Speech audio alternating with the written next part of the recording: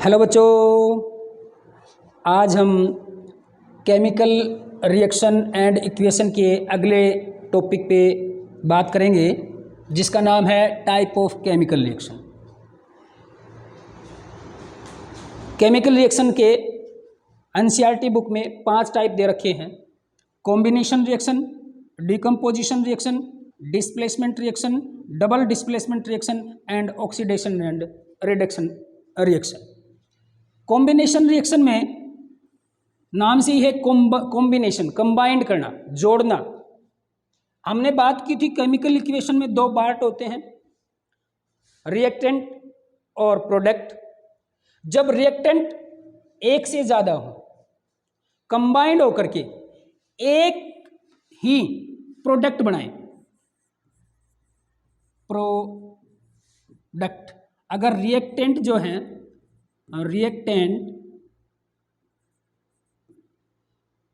बहुत सारे हों, एक से ज़्यादा हों और वो कंबाइंड होकर के क्या बनाए, केवल एकल केवल एक उत्पाद बनाए, तो उसे हम कहेंगे कॉम्बिनेशन रिएक्शन। इससे अगला पार्ट है डिकम्पोजिशन रिएक्शन।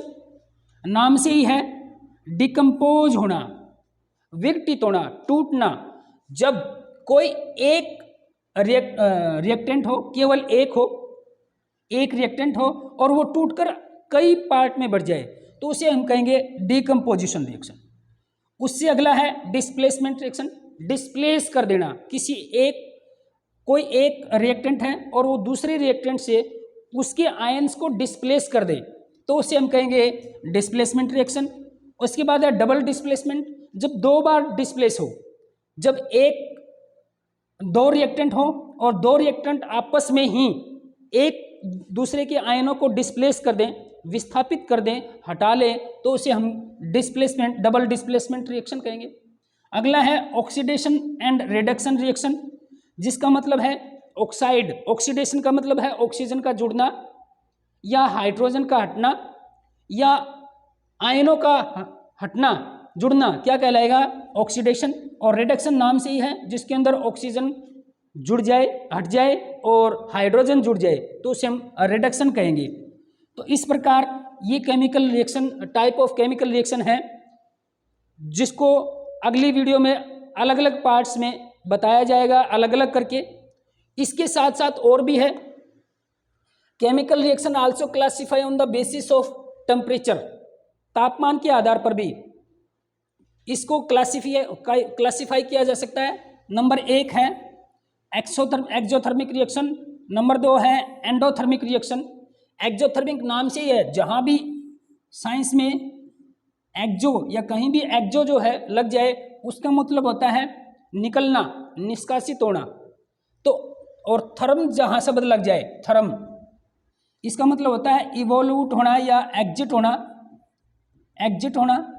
और थर्म का मतलब शब्द है THERM, थर्म या थर्मिक, जिसका मतलब होता है हीट। तो इसके नाम से ही लग रहा है कि हीट का निकलना क्या कहलाएगा, एक्सोथर्मिक। यानी कि ऐसी रिएक्शन में जिसके अंदर हीट निकल रही हो, उष्मा निकल रही हो, गर्मी निकल रही हो, तो उसे हम एक्सोथर्मिक रिएक्शन कहेंगे। जैसे कि हमारा डाइजेशन होता है, वो भी एक एक्सोथर्मिक रिएक्शन है, जिसमें से हीट निकलती है।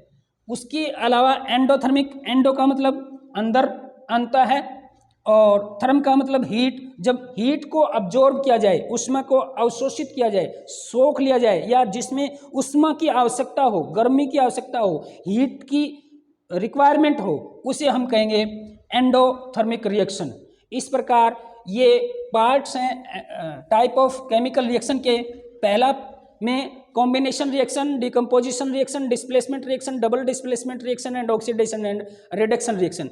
नाम से कॉम्बिनेशन का मतलब हिंदी में संयोजन अभिक्रिया, डिकम्पोजिशन वियोजन अभिक्रिया, डिस्प्लेसमेंट का मतलब होता है विस्थापन अभिक्रिया, डबल डिस्प्लेसमेंट होता है द्वि विस्थापन अभिक्रिया, और ऑक्सीडेशन एंड रिडक्शन रिएक्शन का मतलब होता है ऑक्सीकरण और अऑक्सीकरण अभिक्रिया। इसी प्रकार इसको भी हिंदी में एक्सोथर्मिक का होता है उष्मा अक्षेपी और एंडोथर्मिक का होता है उष्मा शोषी। इस प्रकार आने वाली अगली वीडियो में अलग अलग पार्ट्स में एक एक करके मैं आपको समझाऊंगा। वीडियो बड़ी हो जाती है, इसीलिए अलग अलग पार्ट्स को मैं समझाऊंगा और ध्यान से एक एक पार्ट को समझना, क्योंकि इस पे अलग अलग पार्ट्स पे एक एक क्वेश्चन बनता है और बोर्ड एग्जाम पे इसमें लगभग एक क्वेश्चन आ ही जाता है। इसलिए इस वीडियो को लाइक, शेयर और सब्सक्राइब जरूर करना, क्योंकि सब्सक्राइब करने से आपको ये पता चलता है कि आने वाली वीडियो कब आएगी। अब ये जितनी भी अभी बताई हैं उसकी एक एक पार्ट्स में आएंगी, तो आपको पता चलता रहे, इसलिए सब्सक्राइब जरूर करें। धन्यवाद।